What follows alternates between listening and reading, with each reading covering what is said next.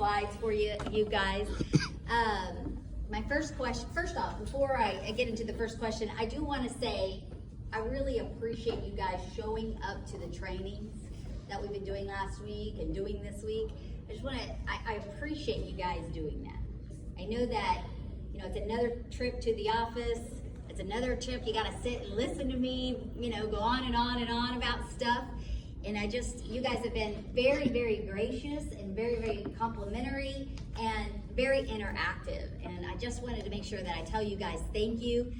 We had a great class yesterday. We'll have a couple more classes this week. So again, just wanted to make sure I tell you guys thank you for that. Okay, first question is, it's an easy question, right? Who do we work for? Abacus.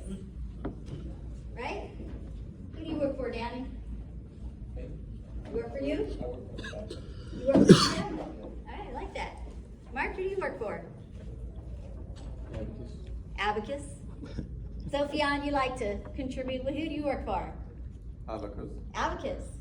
Alex Pinto, who do you work for? Abacus. I challenge you guys to think about it. I knew you were going to say that. What did you say? I want to challenge you guys to think about this for a second. Okay? I work for you guys. Matt and Derek work for you guys. Unless I'm working for a customer, you guys, that's who you work for. You work for your customer. So I want to remind you guys, yes, I kind of tried to secretly lead you to Abacus by putting the Abacus logo on there, just to let you know, there's a little psychology there to kind of get you to draw in to think about something else rather than the customer. But, that's the first thing we do think about, right, is who we work for. Oh, when somebody asks you, who do you work for? You tell them who you work for, the company, right? Danny, I love your answer. I work for my family. But you also work for the customer. I mean, we say we'd rather be in a house than sitting at home. So we've been kind of joking about, we love those $49 tune-ups, woohoo! With a little bit of sarcasm, right? But we'd rather be in a home helping the customer than sitting at home, right? And so we need to always remember to be grateful for our customers. And when we teach them that if we remember that we're grateful for the customers, then at that point, we come across as being one of our two keystones, which is being grateful. Right? We got to remember to be grateful. So what I've kind of prepared here is the second of the keystones, which is being curious. Because what are we working on in training this week? You guys help me out that was there yesterday. What are we working on in training? Overcoming objections. All right, thank you. Look at the enthusiasm of that. Which is kind of my point. It's not fun, and that's kind of where I'm going into, is unlocking that trust that we get through curiosity. And I threw this up as a kind of a last minute last night when I was reviewing it. I can't remember the coach, so the quote comes from some famous coach. I can't remember. I'm going to find who he is so I can put it up there for next time I do this. But I love how he said he was in the locker room with football players, and he was telling them, man, nothing is really fun unless it's hard. So think about it. We always celebrate, but it usually came from hard work. That's why it's so gratifying. And he said, hey, let's embrace the hardness. Let's embrace the fact that let's get excited when things get hard. So anyway, I'll put who it was actually quoted by, but it was pretty cool. So the big idea here is that when we're working on objections, right, with customers, we're overcoming them with our rebuttals and our files that we have in our head to know what to do and what to say back to a customer. A lot of times it does feel like a battle, right? That battle against good and evil, right? However, depending on what side, you always feel like you're the good, right? But think about it. Nobody really thinks they're on the side of evil. We all think we're on the right side, regardless of which side of the argument you're on. Everyone thinks you're on the side of good. So, and I kind of threw in there whether it's politics, whether it's your marriage, whether it's in sales, right? Everyone thinks that they're in the side of good. Not anyone's taking the other opposite side. So Our job when we go into a home is, again, the second keystone, which is staying curious. And what does staying curious really mean? Not just not being judgmental. The 2 G's. It's the 2 G's. Yeah, gain trust to gather information. That's how we do. And we do that by doing an action. What's the action? Asking questions. Thank you. Was that Javier? Good job, Javier. Staying curious means asking questions. You know, and we're teaching this a lot. This is kind of the new thing that, you know, lots of people talk about in sales. I don't know if it's being called out this way, but this is what I see over and over and over again, is really it's about asking questions. And that's what comes to being able to close a customer, because you've got them involved in the process. So staying curious and not being judgmental. I know we talked about it yesterday in a training class and last week, and it was such a great example. I'm going to bring it back up again, kind of jumping ahead of my slides here a little bit. But, you know, we get judgmental on when customers tell us. There was a customer that we didn't think, the technician, I'm calling you out for a second, but loved the fact that he asked the monthly bills, and the monthly bill was $120. He thought, oh, I don't need to pitch him insulation. He did end up pitching insulation, by the way. But, you know, he judgmental on the other side. He was like, oh man, their bills are great. Why would they need insulation? But if we could save that customer up to 30% and give them up to $40 savings a month, do you think that would have been important to that lady he was pitching? He was talking to them about? Absolutely, it's all relative. I was using an example in training classes. If my energy bills was $1,000, let's say, you know, just for easy math, and I could save you up to 30%, not a Geico commercial, then at that point, you know, that's $300. That's a nice little car payment for my college kid. So that seems big, right? But $40 also can be big. So we don't want to be judgmental on either way. Be curious, ask questions. Why this matters in HVAC. Why does that matter to us, guys? Customers don't see objections as bad. It seems kind of also opposite in a way when I say it out loud. They don't see it as, when they're objecting to you, you sometimes see it as bad. Oh, they're saying no. That's what we hear in our head at first. They're not seeing it as a bad thing. They're actually seeing it as a way to help you with their valid concerns. They're just telling you what they're thinking out loud, right? We do that first thing with our objection training. Some of you have been through, almost all of you have been through it at some point. We talk about non-objections or weak objections. They're just TOLing, thinking out loud, right? So it gives you feedback. And so again, it's not them versus us, good versus evil. Right? It's just a way, if we treat them like a battle, we lose their trust. But if we treat them like collaboration, we treat them through curiosity by asking questions, then at that point we do gain the ground.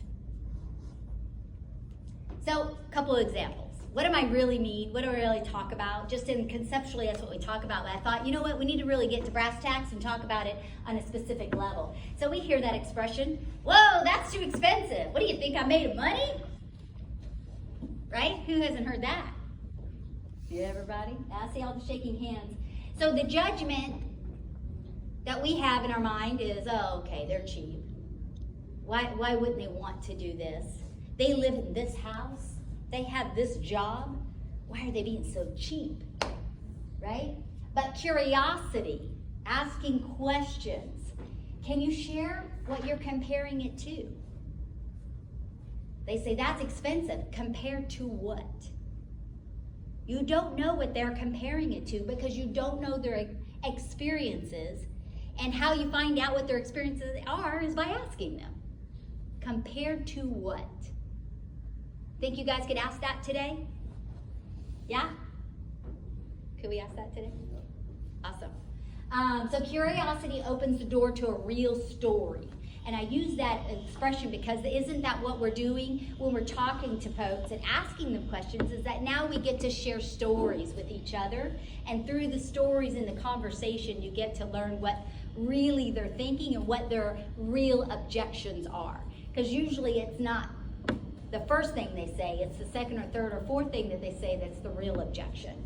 So another one, the loyalty objection. Here's one we haven't talked about in the training class, which is, you know what, I like my current company. You've got Matt and Derek both telling you guys about how we need to do 2.5 memberships per week minimum in order to make sure that we're fulfilling our obligation for advocates to continue to bring our customers into our fold. Right? We got to put our arms around our customers. You get up to 42% more revenue in a company by warranties and memberships. You bring in up to 42% more revenue.